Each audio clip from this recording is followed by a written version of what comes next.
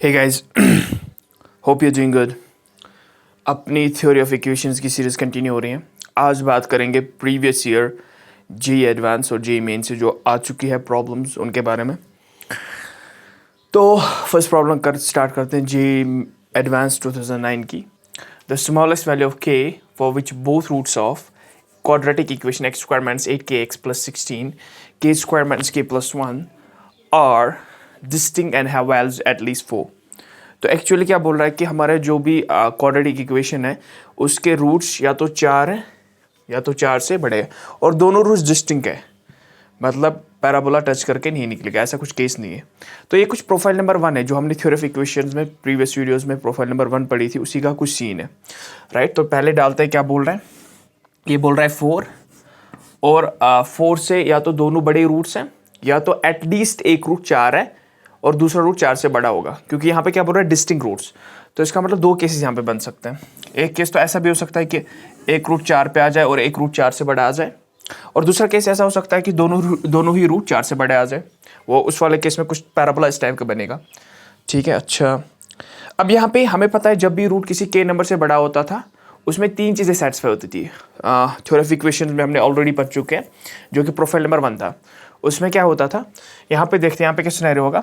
अगर मैं यहाँ पे देखूँ इस पैराबोला का जो ये है ना, ये 4 पे वैल्यू, इस वाले पैराबोला के लिए 4 पे वैल्यू 0 होगा, क्योंकि ये 4 पे कट करके निकल रहा है।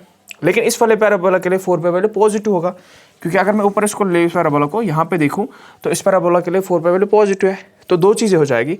तो मैं यहाँ पे लिखूँगा कि f(4) ओके पे पैराबोला का वैल्यू क्या है, पॉजिटिव, और इस पैराबोला के value f(4) is equal to 0। तो मैं लिखूंगा ग्रेटर और इक्वल टू 0। इससे क्या हो गया, f(4) इक्वल टू 0 से ये वाला केस आ गया और f(4) ग्रेटर देन 0 से ये वाला पैराबोला का केस आ गया, ठीक है ना। पहली कंडीशन कुछ ये होनी चाहिए। अब दूसरी कंडीशन देख लो, roots are distinct. Roots distinct कब होते हैं, क्वेश्चन में बोल रहा है जब b² - 4ac ग्रेटर देन 0 होता है। तो b² - 4ac को ग्रेटर देन 0 कर दो, तो b² - 4ac has to be mathematically greater than 0। अच्छा, धीरे धीरे आगे बढ़ते हैं। अब तीसरी बात जो मुझे यहाँ से दिमाग में चमकनी चाहिए कि यहाँ पे वैल्यू ऑफ द वर्टेक्स देख लो। वैल्यू ऑफ द वर्टेक्स जो है ना वो -b/2a होता है, और यहाँ पे वो जो होगा वो 4 से बड़ा ही होगा, क्योंकि 4 के राइट में। तो मैं बोलूँगा -b/2a which is value of the vertex has to be greater than 4।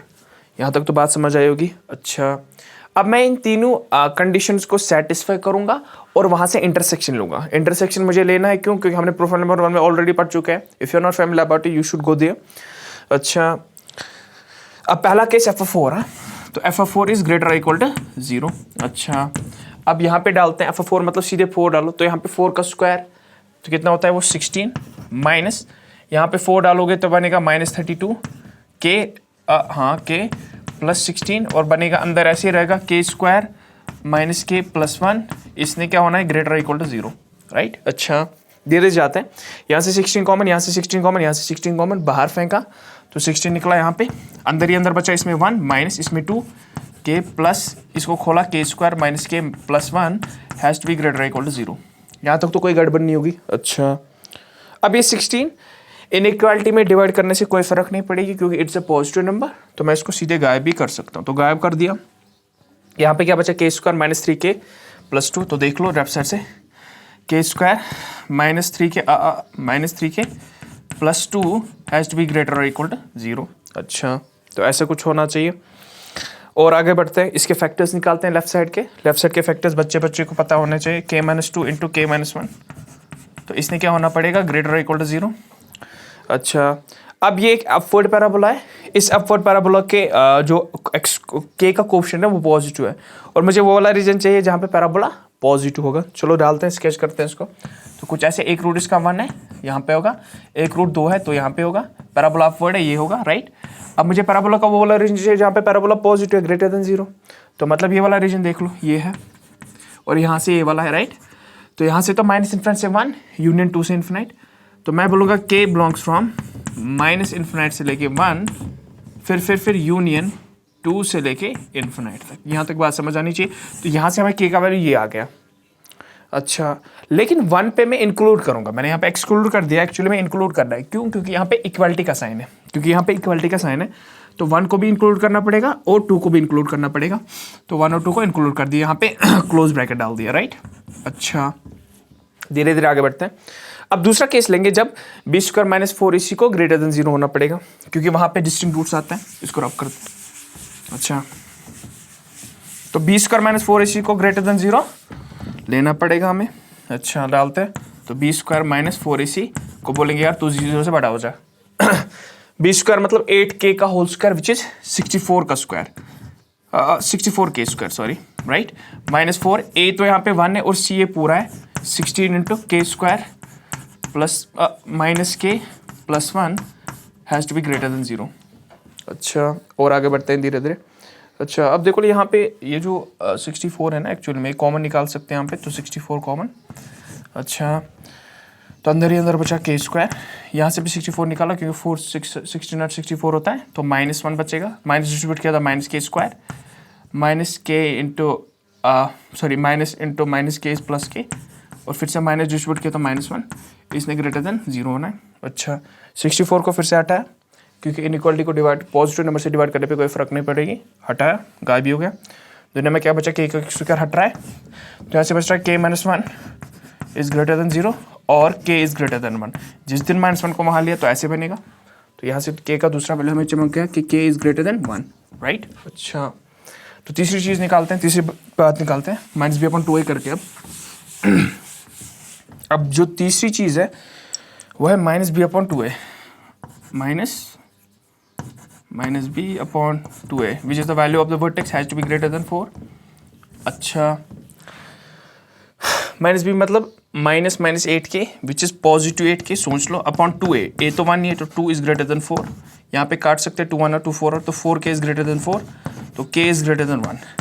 4 से डिवाइड लगाने पे ऐसा आ जाएगा, तो यहाँ से भी k क्या है, ग्रेटर देन 1। अब हमने क्या करना है, तीनों का इंटरसेक्शन लेना है। कैसे लेंगे? अच्छा, काम करते हैं, नंबर लाइन डालते हैं। एक तो 1 है और हमारा गड़बड़ हो रहा है 2 पे, राइट, 1 और 2। एक बोल रहा है माइनस इन्फिनाइट से लेके 1 तक, तो माइनस में यहाँ से आएगा 1 तक, लेकिन 1 पे क्या करना है, इंक्लूड, क्योंकि यहाँ पे क्लोज ब्रैकेट है 1 पे, ठीक है ना। अच्छा, फिर यही बोल रहा है 2 से इन्फिनाइट, 2 पे फिर से क्लोज्ड और फिर इन्फिनाइट तक जा रहा है, राइट। अच्छा, फिर के बोल रहा है 1 से बड़ा, तो 1 तो यहाँ पे है, राइट। अब 1 से बड़ा मतलब 1 पे ओपन रखना पड़ेगा क्योंकि 1 को इंक्लूड नहीं कर सकता, 1 से बड़ा कुछ ऐसे जाएगा। और दूसरा भी बोल रहा है के 1 से बड़ा, तो ओपन अगेन 1 पे और फिर 1 से बड़ा। तीनों में ये वाला रीजन आ रहा है, देख लो, ये वाला रीजन आ रहा है 2 से लेके इन्फिनाइट तक। लेकिन मुझे क्या चाहिए, मुझे के का लीस्ट वैल्यू चाहिए, स्मॉलेस्ट वैल्यू।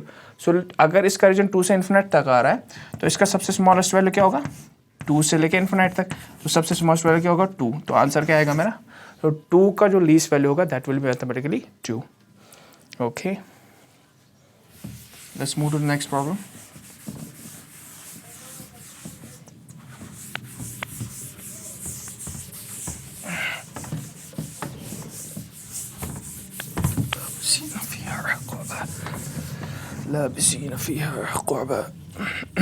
नेक्स्ट क्वेश्चन पे आते हैं। 2010 JEE advance. Let P and Q be real numbers. Okay, let P and Q be real numbers such that P is not mathematically equal to 0, P cube is not mathematically equal to Q, and P cube is not mathematically equal to minus Q. Okay, if alpha and beta are non-zero complex numbers, if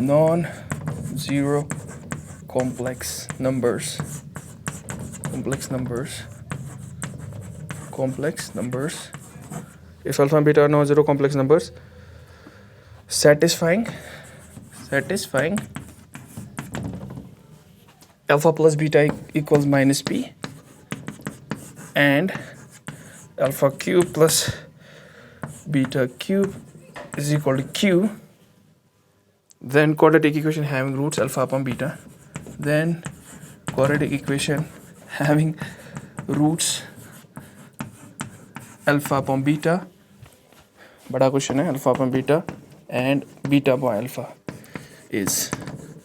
तो हमें ऐसी quadratic equation ढूंढनी है जिसके roots alpha upon beta है और beta upon alpha है, और हमें जो कुछ दिया है ना वो देखते हैं। Let p and q be real numbers such that p is not mathematically equal to 0, p cube is not equal to q and p cube is not equal to minus q if alpha beta are non-zero complex numbers satisfying alpha plus beta equals p minus p and alpha cube plus beta cube equals to q, then quadratic equation having roots alpha upon beta plus beta upon alpha is।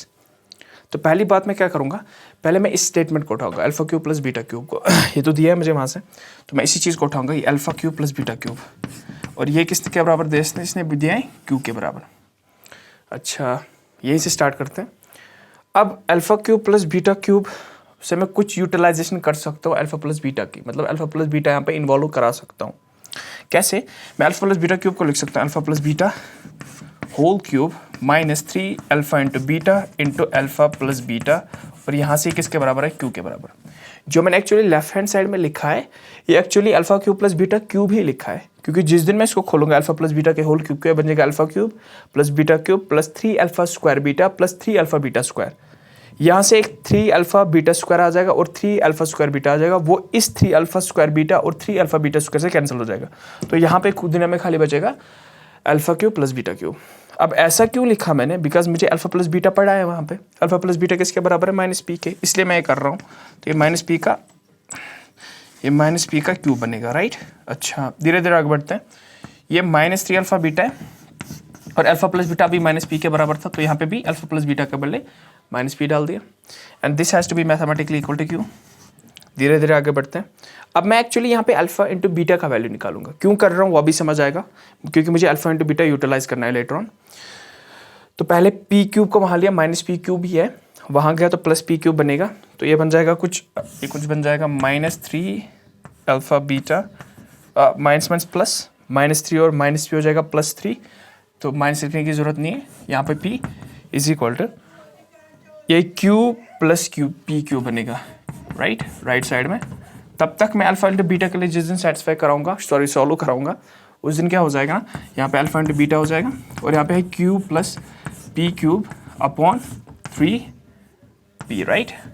तो मुझे alpha into beta का value निकला which will be too much useful later on. अभी समझ आएगा क्या कर रहा हूँ। अच्छा अब मैंने क्या निकालना है ना, क्वेश्चन में क्या पूछ रहा था, then quadratic equation having roots alpha and beta, तो जिसके रूट्स अल्फा बीटा और बीटा अल्फा होगा उसका सम ऑफ द रूट्स क्या होगा, सम ऑफ रूट्स। जो मुझे क्वाड्रेटिक इक्वेशन चाहिए, एक रूट है उसका अल्फा अपॉन बीटा, तो दूसरा रूट है बीटा अपॉन अल्फा।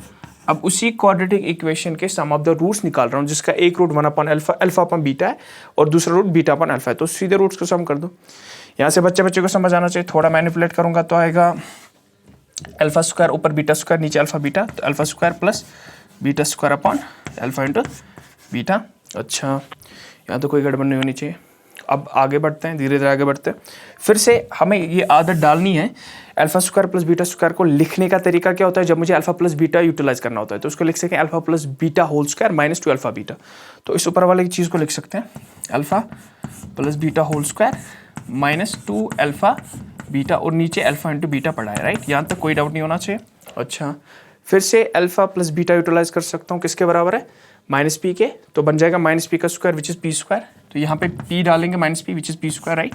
समझ आएगा। Minus 2 into alpha into beta मेरे पास अभी पड़ा है, अल्फा इंटू बीटा जो था ना वो है Q plus P cube upon 3p, तो यहाँ पे लिखेंगे Q plus P cube upon 3p, यहाँ तक भी कोई गड़बड़ नहीं होनी चाहिए, अपॉन अल्फा इंटू बीटा फिर यही Q plus P cube upon 3p, Q plus P cube upon 3p। अच्छा यहाँ तक तो समझ आएगा क्या किया। आगे बढ़ते हैं, धीरे धीरे आगे बढ़ते हैं। क्वेश्चन ऑलमोस्ट सॉल्व होने जा रहा है, तो इसको रब करते हैं।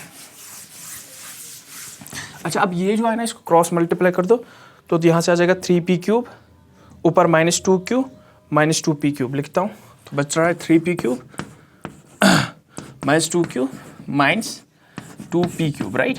और नीचे क्या बन रहा है 3p, एलसीएम ले रहा हूँ 3pc का, और नीचे से नीचे जो यहाँ पे है वो है क्यूब प्लस पी क्यूब और नीचे है 3p, तो इसका एलसीएम लिया 3p बच्चे को दिख रहा होगा कैंसिल हो रहा है, तो बच्चा क्या यहाँ पे ऊपर बचा 3p क्यूब में 2p क्यूब निकालो तो बचेगा p क्यूब, तो यहाँ से बचेगा p क्यूब ऊपर अच्छा, और यहाँ पे -2q और नीचे बचेगा q प्लस पी क्यूब।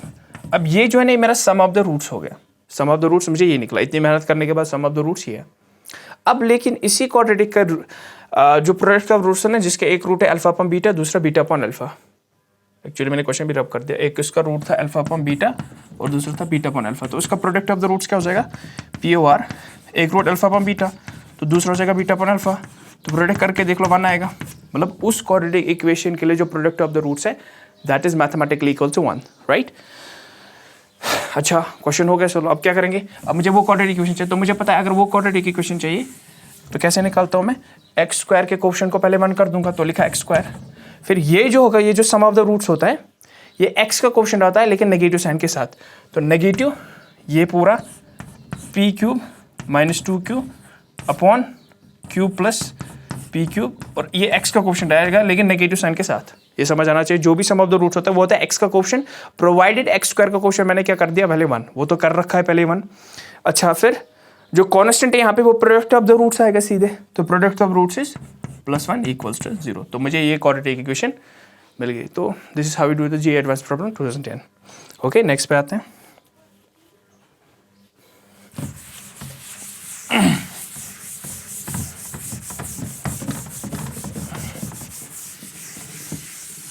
अच्छा, प्रॉब्लम तो थोड़ा लंबा गया बट वर्थ इट।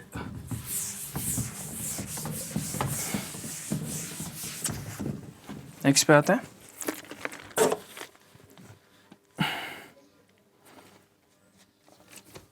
तो लो, इस वीडियो को यहाँ पे कंप्लीट करते हैं because it will go a bit longer then, so will talk about more problems in next video. Till then, good bye, subscribe and share my YouTube channel. Good luck.